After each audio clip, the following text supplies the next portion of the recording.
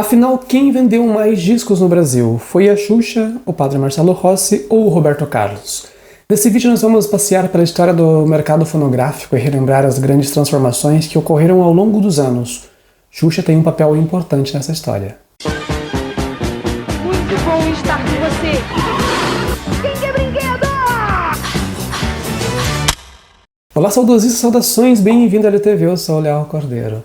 A minha intenção para esse vídeo era basicamente falar sobre os álbuns musicais mais vendidos do Brasil. Álbuns físicos, diga-se de passagem, ou seja, discos de vinil, compact disc, a fita cassete, mas esse leque foi se abrindo e muitas informações interessantes começaram a aparecer e eu não pude deixar de fora, ou seja, vamos fazer uma pequena viagem na história da música do Brasil. Se essa é a sua primeira vez aqui, bem-vindo, e se você já passou por aqui mas ainda não se inscreveu, inscreva-se, não custa nada e assim você me ajuda a fazer esse canal crescer.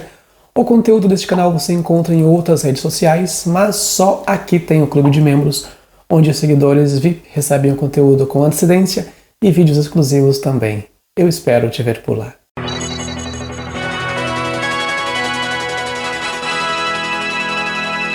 A mídia musical que deu pontapé para o hábito de consumirmos música em casa aconteceu entre 1890 e 1900. Chamava-se fonoautógrafo ou fonógrafo. Tratava-se de um cilindro de cera de 10 a 12 centímetros e meio de altura por 3 centímetros e meio a 4 de diâmetro. Essa era a medida padrão, mas podia variar de tamanho.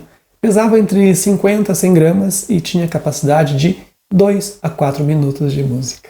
Entre os anos de 1920 e 1940 surgiram os discos de 78 rotações por minuto. Eram feitos de goma laca, uma espécie de resina, e tinha capacidade de 3 a 5 minutos de áudio em cada lado, ou seja, uma música basicamente para cada lado.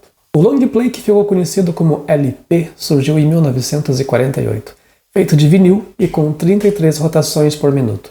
Mais precisamente, 33 1/3.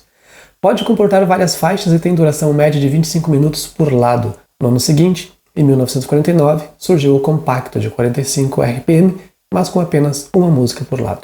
Aí você pode se perguntar, ué, mas antes do LP já não tinha o disco pequeno que comportava só uma música de cada lado? Tinha, mas eram feitos de outro material e rodavam muito mais rápido. Com o vinil, as gravações conseguiram melhorar a qualidade do som, mas era comum também que muitos artistas lançassem músicas soltas. Lançava uma, explorava bastante, depois lançava outra. Já te dou um exemplo, com uma artista brasileira que lançou muitos compactos.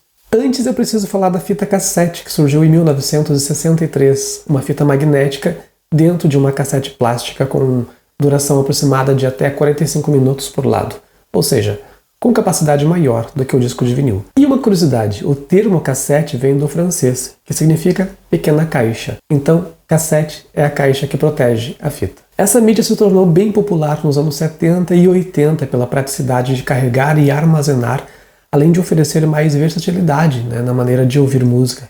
Inicialmente, para quem tinha carro, essas pessoas se beneficiaram bastante, mas no comecinho dos anos 80 a Sony lançou o Walkman, um toca-fitas portátil para ouvir músicas com fones de ouvido. E a fita cassete trouxe também, além da praticidade, um grande problema, a pirataria, porque era muito fácil gravar com elas. Quem é que passou pelos anos 80 e 90 que nunca ficou esperando tocar uma música na rádio que gostava só para apertar o REC da fita cassete? O problema é que os radialistas às vezes falavam no meio da música.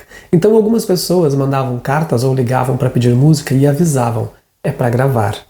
E aí o radialista não falava nada. A fita cassete era uma opção alternativa do disco, mas o vinil recuperou seu protagonismo porque os artistas passaram a priorizar os LPs, que ofereciam mais do que uma música para cada lado. Os discos de vinil eram praticamente uma experiência, era uma obra de arte, desde a capa aos encartes até a própria concepção mesmo do disco. Mas mesmo com a popularização do long play, os compactos persistiram por bons tempos. E essa é a minha deixa agora para falar da artista brasileira que lançou muitos compactos, a Gretchen. Entre os anos de 1978 e 1985, ela lançou 16 compactos. Em alguns anos, ela chegou a lançar 4 compactos. E foi no decorrer dos anos 80 que os artistas passaram a priorizar os LPs, mas os compactos ainda persistiram por um bom tempo. Os primeiros lançamentos do Sérgio Malandro e da Mara Maravilha foram em compactos simples. Bom, o Brasil viveu a sua era de ouro nas vendas de discos entre os anos de 1970 e 1990. Esse foi o período em que os vinis dominavam as prateleiras, ou seja, quando a indústria fonográfica atingiu seu auge. E lá no comecinho de 1980 surgiu o Compact Disc, conhecido pelas suas iniciais CD. Foi lançado em 1982 pela Sony. O material do CD é mais curioso, é um disco moldado basicamente em plástico ou policarbonato, mas tem também uma camada metálica reflexível, corante e resina. Embora muito menor do que um disco de vinil, sua capacidade de áudio é bem maior, em média 80 minutos, e além de ser mais resistente, se desgasta menos. A leitura do CD é também a mais avançada em relação ao vinil, né? E a fita é através da leitura óptica, ou seja, laser. Uma das grandes promessas do CD era que a qualidade do som seria superior ao vinil e à fita, pelo menos mais limpo. Com o tempo, o CD foi se espalhando para outros países e chegou no Brasil em 1986. Foi quando começaram as primeiras importações dos disquinhos e de aparelhos tocadores, caríssimos na época. E em 1987 foi inaugurada a primeira fábrica de CDs da América Latina, em Manaus, no Amazonas, pela Sony Music. Mas os preços continuaram salgadinhos, né? Não eram para qualquer bolso não. Então, graças ao preço do CD, o disco de vinil continuou com seu protagonismo por mais alguns anos e as fitas cassetes também tiveram seus espaços garantidos. Aliás, os três conviviam harmonicamente, né? As gravadoras costumavam lançar um álbum em disco, fita e CD. O primeiro a perder espaço foi a fita, depois o disco. Em meados de 1990, os gravadores deixaram de produzir discos e passaram a comercializar somente CDs. O auge das vendas ocorreu entre 1995 e 2005. O CD preservou o que já tínhamos com o vinil e até melhorou em alguns aspectos, né? O encarte, por exemplo, em formato de livreto ou um pôster dobrado, e ainda ofereceu mais vantagens, como a qualidade do som, que era melhor, riscava menos, e os riscos não comprometiam exatamente, né, a execução da faixa. Ocupavam menos espaço físico, tinham mais capacidade de áudio. Aliás, as gravadoras começaram a lançar álbuns com muitas faixas. O vinil limitava um disco em 14, e com músicas picotadas, para caber tudo. Já os CDs tinham 17, 20 faixas, chegava a ser até cansativo. E os aparelhos de som ainda tinham carrosséis, né? Dava para colocar vários CDs, né? Para que quando um acabasse já começasse o outro. E com as fitas, então, lembra do Walkman? Pois, passamos a ter Discman, um tocador portátil. E o toca-fitas dos carros foram substituídos por toca-CDs. E além disso, com o surgimento do CD virgem, podíamos fazer o mesmo que fazíamos com as fitas, a nossa própria seleção. Somado a isso, a popularização da internet, a pirataria ganhou mais força. Foi maior do que na era das fitas, porque elas concorriam com os discos e com os CDs, e agora só existia CD. A pirataria chegou a movimentar mais dinheiro do que as gravadoras originais. Os CDs piratas custavam até 1/5 do valor de um CD original. Esse tipo de material ele deixa de recolher aos cofres públicos por ano milhões de valores, né? Milhões em tributo, em taxa, em impostos. E para piorar, em 1999, deu-se início aos compartilhamentos e arquivos por MP3 pela internet, através do Napster. Ninguém mais precisava pagar nada para ter um álbum musical, dava para fazer download grátis. Esse momento foi um grande marco na indústria musical, porque até então quem tinha vendido muito disco vendeu, e quem não tinha conseguido ainda, não conseguiria mais. Tivemos algumas exceções, né? Alguns artistas solos e algumas bandas que conseguiram vender muito bem, mas os 10 discos mais vendidos no Brasil, tais vendas ocorreram entre 1980 e 2000. Segundo o site da Abramus, por ordem decrescente, temos em 10º lugar o álbum Show da Xuxa, lançado em 1986, que atingiu 2.689.000 cópias. Esse disco foi revolucionário na indústria musical porque foi o primeiro a ganhar a certificação de diamante. Segundo o produtor Guto Graça Mello, o diretor da Som Livre reclamou que tinham que produzir muito disco de platina para Xuxa. E então ele sugeriu que inventasse um disco de diamante, com uma margem de vendas maior. Quando bateu 2 milhões, eu fui ao salão do João e falei, Guto, ou a gente vende o disco dela vendendo, cara, uma loucura, ou a gente vende esse disco, fica fazendo disco de platina para dar para cantor e para você. Eu falei, cara, faz o seguinte, disco de diamante. Foi a primeira vez. Em 9º lugar, Um Sonhador, de Leandro Leonardo, lançado em 1998, com 2.732.735 cópias, cujas vendas foram potencializadas com a morte de Leandro, em junho daquele ano. Em 8º lugar, Segundo Show da Xuxa, lançado em 1987, com 2.754.000 cópias. Em 7º lugar, Quarto Show da Xuxa, lançado em 1989, com 2.920.000 cópias. Em 6º lugar, 4 Estações, o Show, de Sandy Júnior, lançado em 2000, com 3 milhões de cópias. Esse foi o único álbum já dos anos 2000 que entrou para a lista dos discos mais vendidos no país. Em quinto lugar, Só Pra Contrariar, lançado em 1997, com 3 milhões de cópias, empatou com Sandy Júnior, mas entrou na lista antes deles.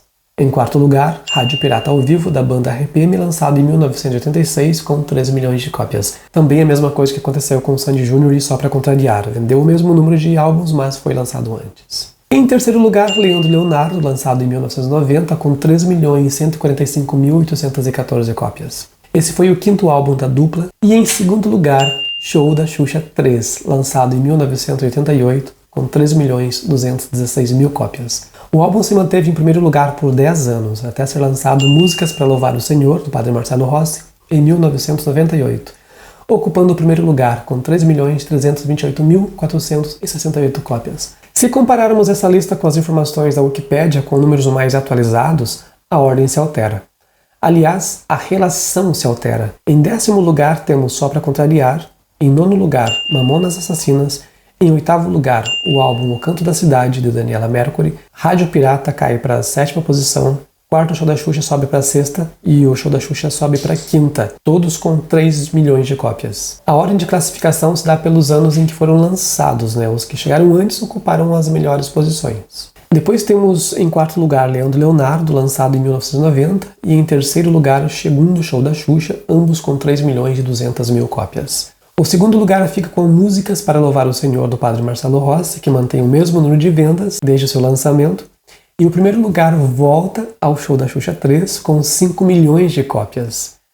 E isso é o que eu já falei várias vezes, que esse álbum deve ter recuperado o seu posto de vendas, de ser o mais vendido, porque teve vários relançamentos ao longo dos anos. Agora olha que curioso, na soma geral das vendas, a lista muda outra vez. Dentre os 10 artistas que mais venderam discos no Brasil, em 10º lugar temos a dupla Milionário e José Rico, com 32 milhões de discos vendidos. Em 9º lugar está a dupla Chitãozinho e Chororó, com 35 milhões de discos vendidos. Em 8º lugar, Nelson Ned, com 45 milhões de discos vendidos. Depois temos em 7º lugar a dupla Tonico e Tinoco, em 6º lugar, Benito de Paula, e em 5º lugar, a Xuxa, os três com 50 milhões de discos vendidos. Em 4º lugar temos Rita Lee, com 55 milhões de discos vendidos. Em 3º lugar temos Ângela Maria, com 60 milhões de discos vendidos. Em 2º lugar temos Nelson Gonçalves, com 75 milhões de discos vendidos. E o primeiro lugar fica com Roberto Carlos, com 120 milhões de discos vendidos.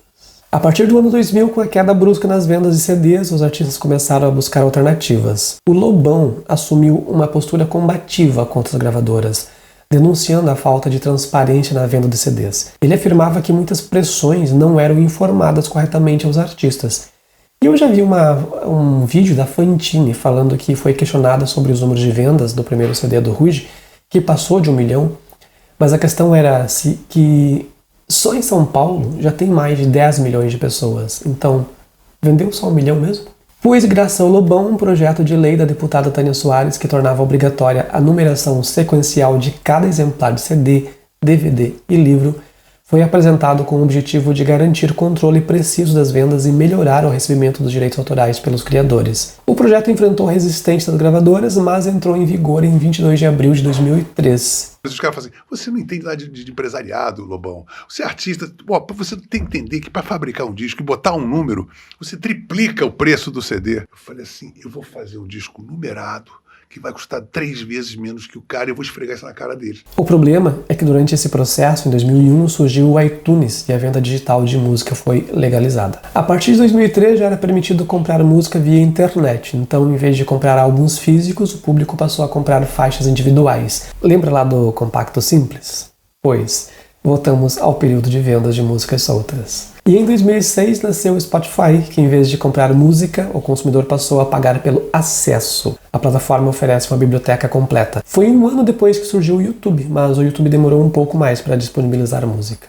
E a Xuxa, olha só, outra vez sendo uma forte influência no mercado fonográfico, porque além dela ter sido primeira certificada com um disco de diamante, de ter 4 discos entre os 10 mais vendidos do Brasil, em 2000 ela reinventou a maneira de vender música com o projeto Só para Baixinhos, que disponibilizava um kit com um CD e uma fita VHS. Ela foi tão pioneira no negócio que a Som Livre não sabia nem como redigir o contrato. Depois disso, vários outros artistas fizeram o mesmo e as gravadoras começaram a vender DVDs. Em 2011, a previsão era que o mercado fonográfico global extinguisse as mídias físicas em 2025, Mas já em 2010, as lojas de discos que ainda resistiam começaram a fechar suas portas. E a Som Livre, que existia basicamente para vender discos às novelas da Globo, decidiu encerrar a produção da mídia, de mídia física, em 2021. As últimas canções lançadas em CDs foram Amor de Mãe Volume 2 e Salve-se Quem Puder Volume 1. Hoje em dia, os artistas que lançam ou permitem que sejam lançados seus álbuns em mídias físicas produzem para fãs e colecionadores em números limitados. Disco de vinil e CD se tornaram cult. Bem, meus queridos, a minha parte é isso. Eu fico por aqui. Nos vemos no próximo vídeo. Até lá. Um grande beijo. Tchau.